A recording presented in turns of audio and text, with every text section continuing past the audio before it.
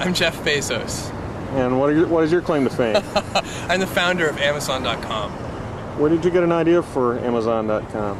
Well, 3 years ago, I was in New York City working for a quantitative hedge fund when I came across the startling statistic that web usage was growing at 2,300% a year. So I decided I would try and find a business plan that made sense in the context of that growth. And I picked books as the first best product to sell online, which are making a list of like 20 different products that you might be able to sell. And books were great as the first best because books are incredibly unusual in one respect, and that is that there are more items in the book category than there are items in any other category by far. Music is number 2. There are about 200,000 active music CDs at any given time. But in the book space, there are more than 3 million different books worldwide active and in print at any given time across all languages. More than 1.5 million in English alone.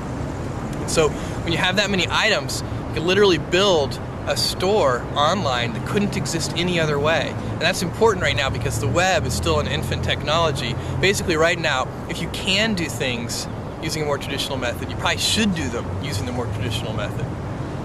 What kind of inventory do you keep?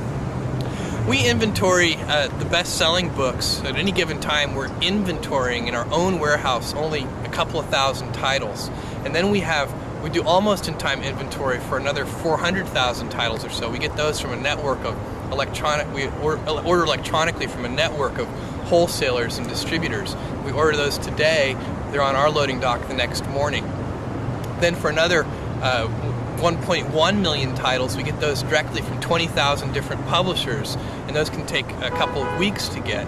And then there are 1 million out-of-print books in our catalog. We have a catalog of 2.5 million books altogether.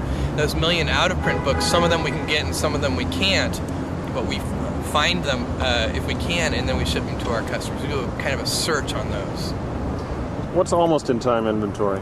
Almost-in-time inventory is the phrase we use to describe a whole selection of books that we offer. It's basically the things that are, below the 2,000th best-selling book up to the 400,000th best-selling book.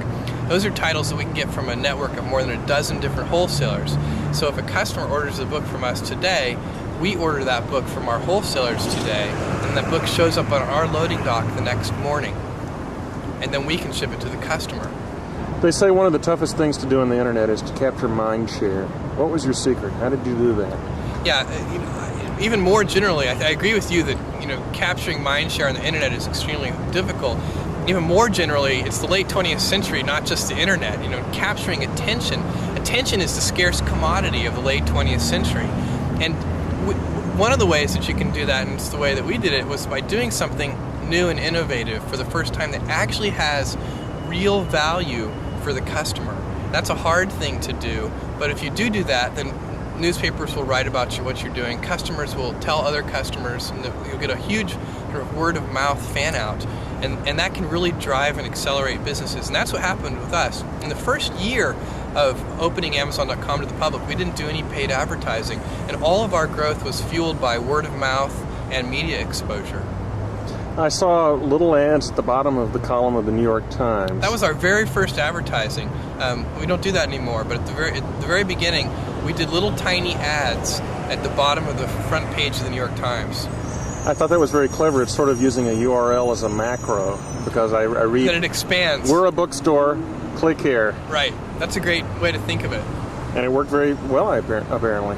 I don't know, the problem with that kind of advertising is it's extremely difficult to track.